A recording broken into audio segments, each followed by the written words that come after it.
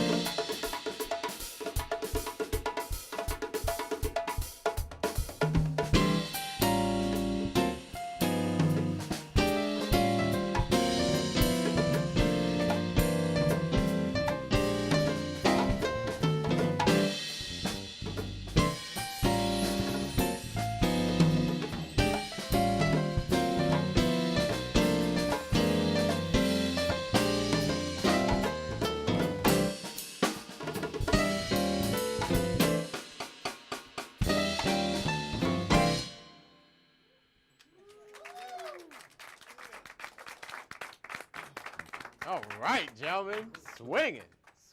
That's very, very nice. Well, first of all, we're really glad to have you guys here today. You know, and you guys are giving me some life right now. I'm a musician myself, so this is great. So I just wanted to start, if you guys could introduce yourselves going down the line from our lovely percussionist here and give a statement about your experience with Higher Energy. Okay, I'm T. Sharp, percussionist. I'm from Winston-Salem, North Carolina. And working with Higher Energy, it's wonderful because I feel like I found a home. I know I found a home, actually, with some wonderful musicians who respect each other, who respect life, and we're always pushing each other. And so I just want to say that, and I'm so happy to be here and enjoy. Ah, it's awesome. Mr. Drummer. My name is Sipo Kunene. I'm originally from Cape Town, South Africa. And my experience with higher energy has been really great over the last couple of years, maybe going on 3 years now. Again, as Chi said, you know, we push each other, we explore different areas and push ourselves. Yeah, it's important. And you know, continue to grow, keep growing, you know, musically and spiritually. And it's great to be among friends. Yeah, Doing yeah. that. Doing That's that. right. Shoot. Mr. Bass. Yeah. My name is Paul Ramsey. I'm from Queens, New York. And my experience with high energy has been just a journey. I've been playing with Chuck, I believe, before it was high energy. So we go way back a while. But it's been a pleasurable experience, you know, with the group, playing with the cats.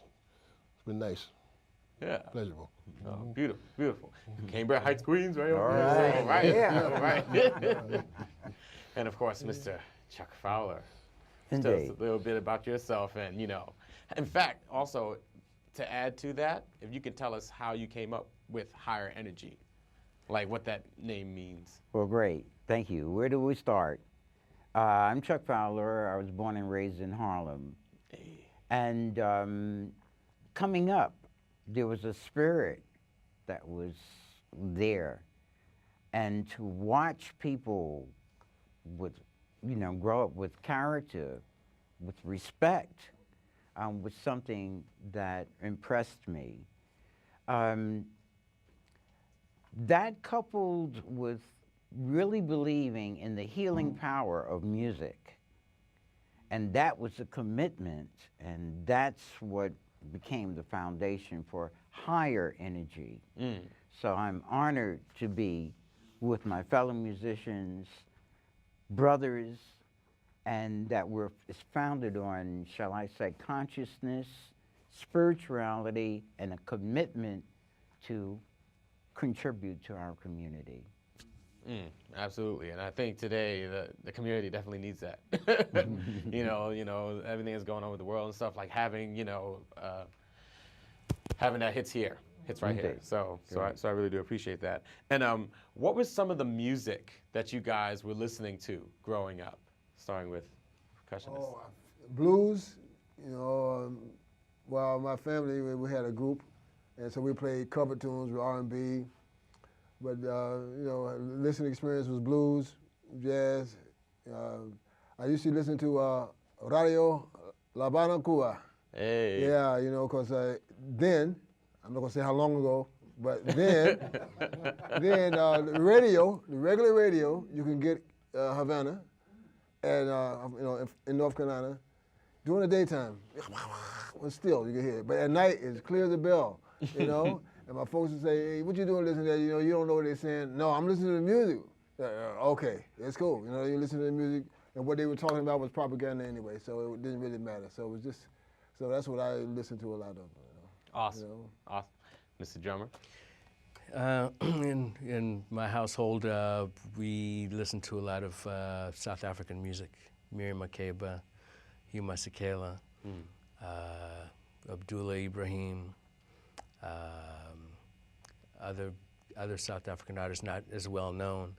And as I got a little older, in this country, I got exposed to people like, you know, more the 70s R&B, James Brown, and well, he's a little before the 70s, but that's when I, exactly, you know, started hearing him and a lot of those great songwriters and groups from the 70s, you know, out of Motown and, you know, the Delphonics and different things like that. Then later MFSB, Donald Byrd, Stepping Into Tomorrow, Street Lady, all those kind of things like that. So, yeah. Oh, right. Right. Like that. Queen's bass. When I started listening, it was what my father was playing around the house. So I was listening to Nat King Cole, from Bud Powell, to whatever he had on the record player, that's what I was hearing over time. So eventually when I became a musician, I started listening to Motown, the blues, and then eventually got into jazz, stuff like that. Awesome. Awesome. Okay. Mr. Chuk Fowler? Well, I heard all of that, and I think one of the benefits that came out of being raised in Harlem was that it's cross-cultural. And so some of everyone was there, and you wound up hearing it and participating in it. Right. So that's reflected in our repertoire, that it's extensive and affords us the opportunity to give an expression to indigenous culture. So that's what we do. Absolutely. So what's this next song you're going to play for us today? The next song is a cover song. It's called Sunny. Hey, one of my favorites. All right. All right. Get into it. Hey, hey. Get involved.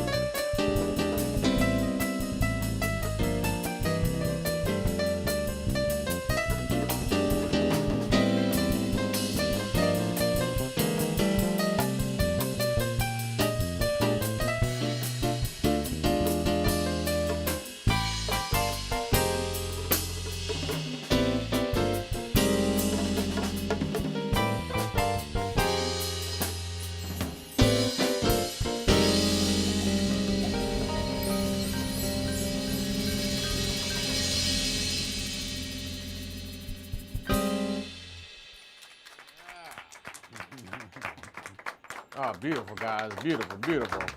Dynamite. All right. Mr. Bates, I wanted to touch with you on something. You said that you've been playing with Chuk, for a long time, even before it was known as Higher Energy. So I wanted to learn a little bit more about that, like what your experiences was like playing with Chuk even before then. It's been a pleasure over time. We developed, and I guess you play with a musician over time. You basically know where they're going, or you might know where I'm going, and you sort of feel one another out. It's almost like you become as one. Yeah. So were y'all like in other like in other bands together, playing together, or like were you playing like in church, or like was there like something like, or were you just like, yo, I got this song, like let's try it out, yeah, let's do that, like. No. Well, I started in the church. It's about 14 years old. I was just playing by ear. So they had no bass. I think it was just a guitar, me and the guitar player, and maybe a drum. And so we just hear whatever they start doing. That's when you just jump in. That's right. Experience. Over time I, got to work with different people, Chico Hamilton, Sonny Rollins, and as time went on, Oh, beautiful, beautiful. Yeah. Well, I can hear it. I can hear the connection. I mean, between all four of you, I can definitely hear and that's really, to me, like as a musician, it's like really important. Like it's one thing to like play by yourself, and like in practice and all that. Yeah. But when you're in a band, you gotta make sure you're listening. You gotta make sure you're looking, and feeling each other out. There's not much time for thought. It's all about feel. And I really get that from you cats. So this is pretty great for me, all right? And for the audience too, obviously. All right. So, well, speaking of that, I'm gonna direct this at Chuk. You've played with many notable people. Miles Davis, Hank Mobley, Billy Higgins. Many more. So, how about you tell us, some experiences, like some of your stories, like if you can share it, because especially the Miles Davis one, I'm kind of like, oh, it's pretty cool. Well, I was in his company, but very honestly, no, I didn't really play with him, but I was with Sonny Stitt, hanging out with him because I studied with his father. I had the opportunity of spending some time, which was a very memorable learning experience with Kenny Dorham. So here I was, this youngster playing with Kenny Dorham, Hank Mobley, Billy Higgins, right? And there's another young guy playing bass, and his name will come to me. But anyway, Kenny called a tune. Didn't say the name of it. As a matter of fact, he didn't call the name. He just started playing. No, he didn't. He said, Chuk. And I said, oh, my goodness. And I didn't know what to do. Either I was there or I had to run. So I just said, I dug in. And he just said, just a stone face. But he was patting his foot. And I said, okay, you got to go for it. And that's what I've been trying to do ever since. So. Absolutely, Yeah. absolutely. Could you tell us what the jazz scene was like growing up during that time? Like what it was like during that time? Well, I was very fortunate being a youngster, and I came here to Brooklyn because there's the Blue Coronet, and that was one of the places where all the cats came to play. In Harlem, there are numerous places. There was Small's Paradise, Minton's Playhouse, Branca's, and so being there, you get a chance to rub shoulders, with the musicians. I have to tell you this real quick story. Yes. There was, we had a counterpart, he was a young cat, and he was playing saxophone. And he was the type that he would always come to the music and say, hey, man, how do you do this? So they'll be on breaking. He'll just,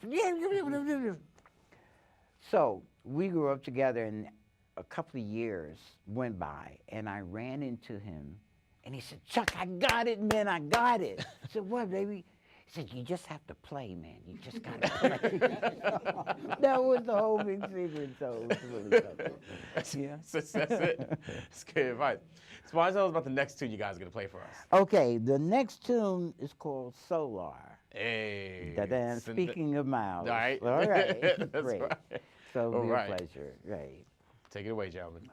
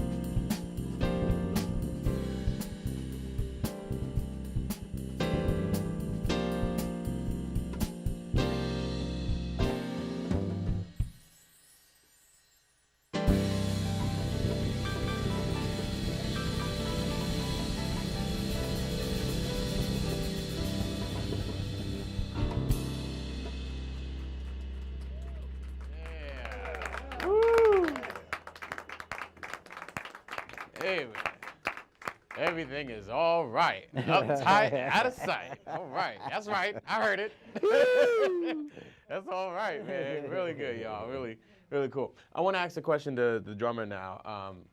So you say you were born and raised in South Africa. Can you tell me like what your experience was like growing up learning music like during that time? Was it difficult at all? Well, actually, I grew up in the States. I came over to the U.S. when I was about 5. So my musical experience, I started playing when I was about 12. So I didn't grow up musically in South Africa. I grew up musically in the States. So, yeah. Cool, cool. Well, then while you were in the States and you played like drum set and stuff, like were you playing like in like jazz bands growing up? Yeah, that was that's my background really, is a jazz background. Yeah. So. Oh, very cool. What were some of your favorite jazz drummers listening to growing up? Oh, the masters really. You know, so many. You know, Max, Art Blakey. Yes. Billy Higgins. Yes. You know, the list goes on. Yeah, so many. Yeah. Max and Art was like my favorite. I was like, Yeah, getting that yeah. shovel going, boy. That's the way. They That's each the had way. their different thing that, you know, drew me to them. Max is a real melodic player. Yes. Very melodic. And Blakey, you know, really digs in. He really had that drive, very raw, you know, and I really like that raw energy as well. Yeah, that's And right. So, yeah, so depending on what mood I was in, I would drop the needle on different records and things like that. Yeah. Oh, absolutely. And then little Elvin in there too. Exactly. Sickata. Elvin, sure, yeah. Oh, cool, man, cool. Yeah. And percussionists, who were you like listening to and stuff like that growing up? Like besides like the cool radio stuff that you told us too. Well, So. basically, like I said, basically, you know, blues. You know, because at home, the blues players, the older players, they say play. The younger players say lay out for a minute. You know. But at home, the older players say, just play, you know? And so I grew up listening to a lot of that, and, you know, my sister really, like, kind of pulled my coattail, you know, you hear this on the radio, you know, transistor radio was cool then. See? You know what I mean? It was cool, it was that, it was it. It was wasn't nothing else. But, so a lot of those influences, you know? So, you know, and then R&B, the R&B stuff is, I kind of like was raised on that, you know. Yeah. I mean, really, you know, in terms of this kind of sound, you know, it's R&B that really gave these drums life in the States. You know, it was really, you know, it has some in jazz, of course, you know. That's back in the 30s and stuff. You know, they go back in Kansas City, you can see old photos and people playing. You know, but R&B is what really. You know, that's where this lived. Yeah. You know, basically in R&B. So, you know, a lot of that. You know, a lot of Motown. Yeah. Yeah. All right. Papa, who was it? You know? Yeah, you know. No, that's what we're talking about, though. That Yeah, makes a lot man, of you sense. know.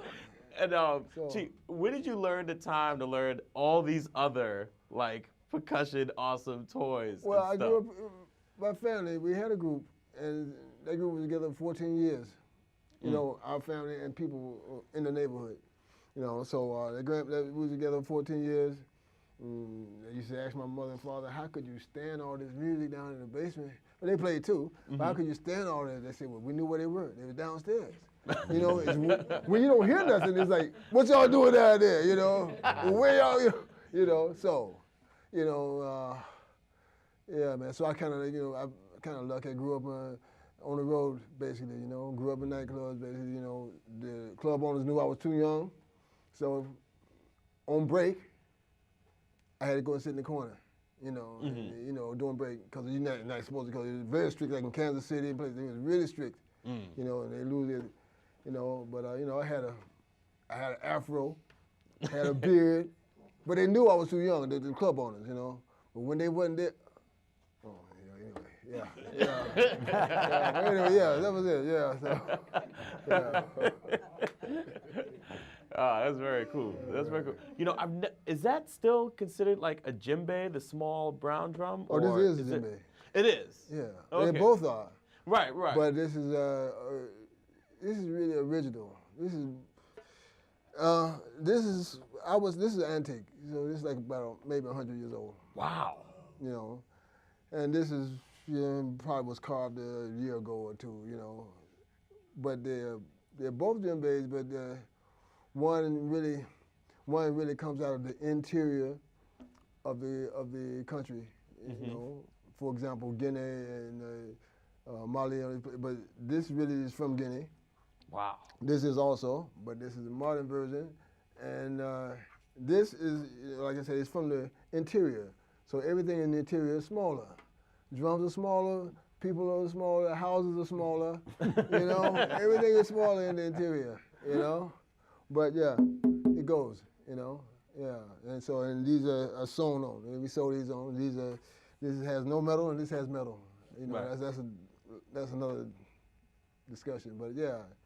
But they're both djembes. You know this djembe, yeah. Yeah, yeah. But you know, so this drum was became popular. Say around the late '80s, '90s. You know, early '90s. And congas have been here since the '30s or before, but really right. the '30s. You can see it in Jay McShann, all these bands out in Kansas City. So congas was really the rock for here, and like when you see old '60s television programs, you see a conga as a prop in the corner somewhere. Yeah. You know, and now you see djembes, but that's something else, you know. But yeah. Yeah.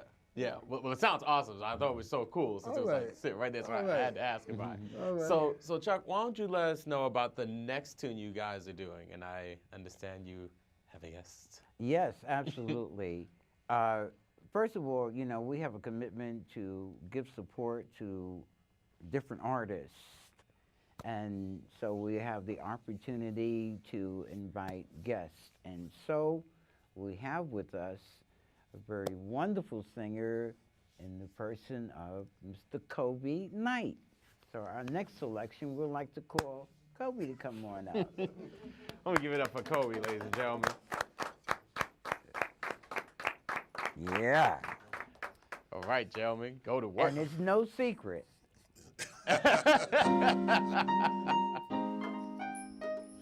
This is a song that I enjoy doing very much, and I hope you'll enjoy our rendition of this song. It's something special. Once I had a secret love that lived within the heart of me. All truth to my secret love became impatient to be free. So I told a friendly star the way that lovers often do, just how wonderful you are, and why I'm so in love with you. Now I shout it from the highest hill, even told the golden daffodil. At last, my heart's an open door, and my secret love no secret anymore. Yeah.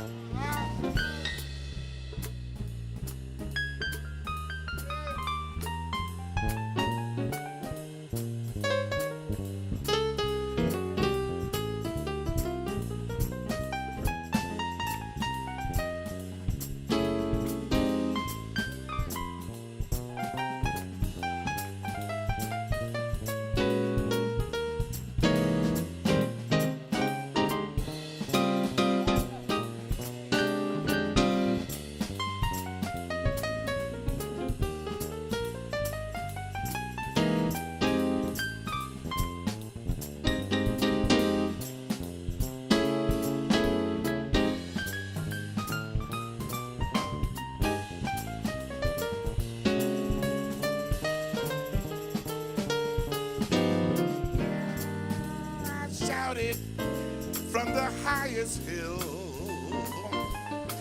Even told the golden daffodil at last. My heart's an open door, and my secrets, yeah, my secret, no secret anymore.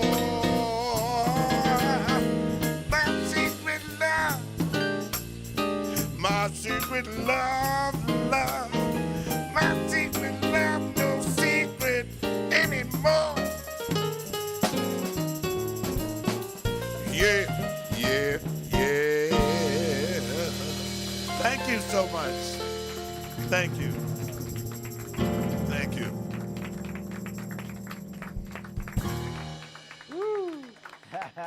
Thank you, Mr. Coby Knight. Yeah. Yes. I'm waiting. Yes, please Well, tell us I a little grew bit up about yourself and where in you an grew up. with my neighbor was Cannibal Adley, All right. Nat Adley, Jimmy Heath, Clark Terry. I used to work for Margarita Mays. Hey. My competition was Arthur Prysock. And you know I was in a different world then, you know. But Arthur Prysock, O.C. Smith, I mean, I was around the mall and I grew up under that era. And they all gave me advice, telling me the things that I should do and things I shouldn't do. But I'm so proud to tell you that I had a chance to meet these people and to be around them. So I was really excited about it. Absolutely. Okay, was that it? This is a song that I enjoy doing so much too. And I hope you enjoy my rendition of this one. This is a song that was recorded by Joe Williams many years ago.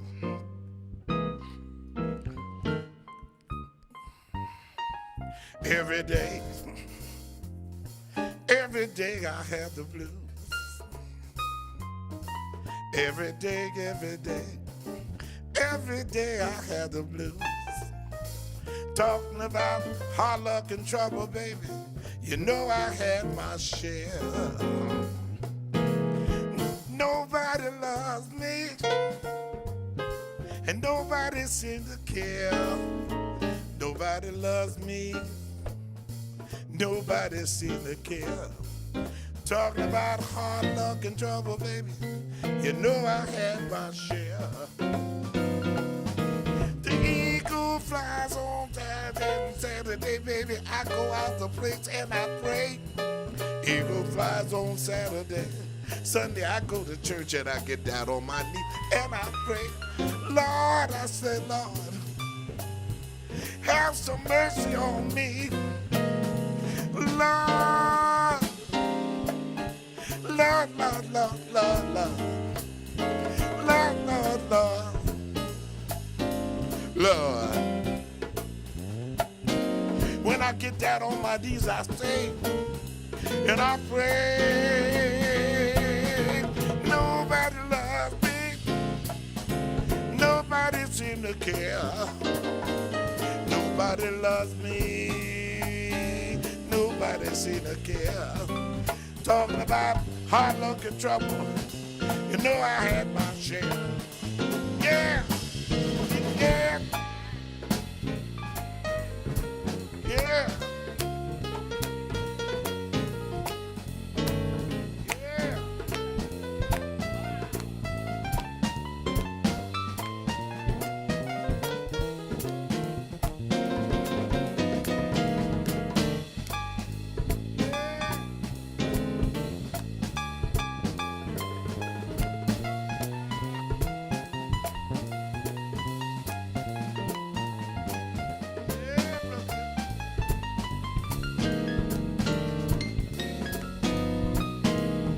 Nobody loves me.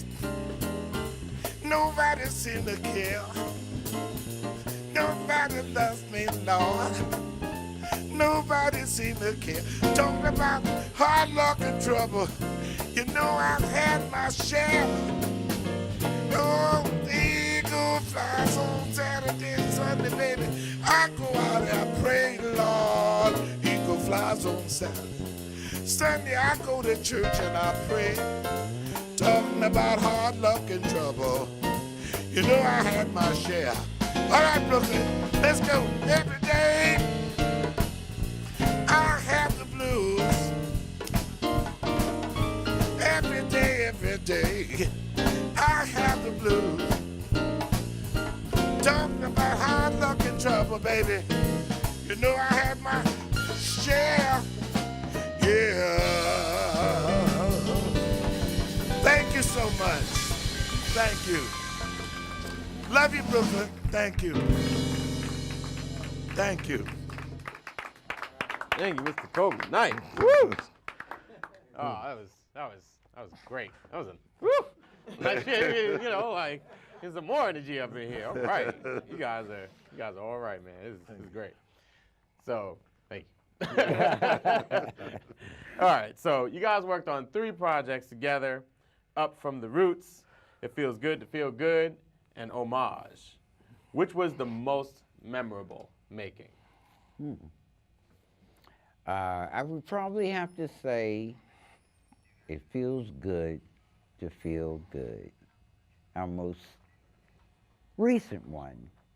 Meanwhile, we're engaged in getting some material together, so we should be coming out with several CDs in the near future. All right. So it'll be posted on the website, and we'll let people know. We're only too happy to share what we're always excited about. Absolutely. Indeed. Absolutely. And so, band members, you know, what was it like, you know, being on tour and bonding with this amazing gentleman right here? Let's start with you, Chi. Being on tour? Yeah, and playing with Chuck. Well, so We're working on that. we're working on that one. Oh, okay. That's good. Yeah. Yeah. That's all right. It's still touring. Well, I mean, we was in Long Island, so Hey. you can consider that. I mean, and Brooklyn. Yeah, we get there. We get there. We're very fortunate. There's a promoter that usually gives us a great deal of support. He's right here, as a matter of fact, Mr. George Johnson. Hey. Pleasure. Yeah. We have our dedicated friends. They're come with us all the time. We appreciate you being here always. And so being here in Brooklyn is a treat. It continues to be wonderful. Yes. So what advice would you have for the future musicians coming up? Well, I think they need to be very clear about their intention. There is a passion, and unfortunately there's the business of music, and then there is a commitment to the spirituality, if I may use that word, the love in doing the music. And so I'm happy to say that we are connected by that commitment to a passion that we have, that we're willing to share. It comes out, by the way, in our experience, and please correct me if I'm wrong, with our audience. Because as I said before, we believe in the healing power of music.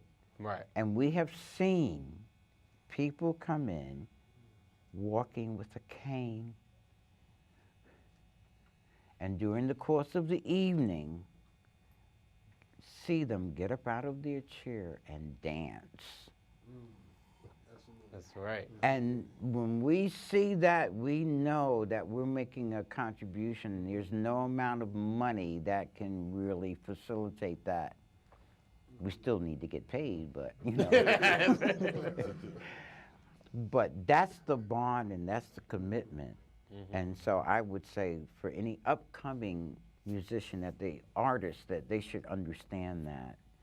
And we're committed, because whenever we get a chance, we have younger musicians play, because we need to close that intergenerational gap, that there's things to be learned, to be exchanged, and we try to facilitate that to the best of our ability. Oh, wow, that's great. That's really, That's right. yeah, yeah. And so, how does that, you know, reflect and mirror your mission statement, like through the band, like what you guys are trying to put out there to them? Well, again, our mission is to make our contribution for the healing process of us all. Our indigenous inheritance, our ancestors, they danced all day, all night, right? And we used music and we used art as our healing Yes. agent for our connectivity. And so that's something that we can activate and give to each other. So that is our commitment. And I'm very happy to say that we're all on the same page with that. So there's a kind of energy that comes out of that. And it's reciprocal. Yeah. Okay, it's, you know, we have the opportunity to experience a kind of togetherness. And we can relate to that and have that manifest through our daily lives. Yeah. I completely believe in that. You know, I feel like as a musician myself, you know, I want the audience to like enjoy and feel like what we're feeling. Cause like, you know, when there's so much going on in the world, you know, it's like, if we can at least have music that can heal that, you know, and like have people move, have people feel, have people get up, especially since I'm a drummer. So it's like, that's what I want them to do. Right. It's like, it's good. It's like, that's, yeah, so that hit, I'm with All right, you. With yeah. you. And so why don't you tell us about the last song, sadly, that you'll be playing for us today? Okay, well, you know, we get a chance to, we haven't done this yet, to really get on the road that you kind of mentioned, but in our travels, we've had different experiences in different countries, and we had the opportunity to go to Brazil. Yeah. One thing before we played it, it's about community, and so that indigenous piece that I'm making reference to, you can see the similarities all around the globe. Yeah. So there's a feeling, you know, that still exists in Brazil, that is really prominent in the diaspora, if you will. And so it is our pleasure to play Brazil. Brazil. Take it away, guys. 1, 2.